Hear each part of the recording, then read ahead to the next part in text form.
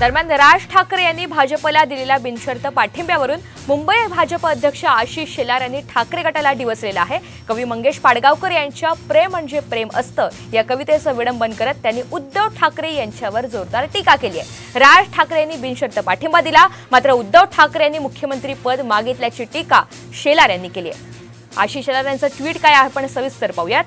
प्रेम म्हणजे प्रेम असतं, यांचं आणि त्यांचं सेम नसतं। काय म्हणता?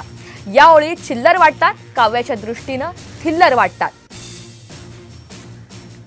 असल्या तर असू दे, फसल्या तर फसू दे, तरी सुद्धा प्रेम म्हणजे प्रेम असतं, यांचं बिनशर्त असतं आणि त्यांचं मुख्यमंत्री पद मागितलेलं असतं।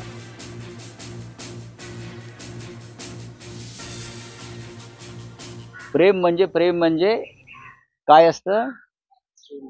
सेमच असतं, पण ते सेम वेगळं, हे शेम आहे।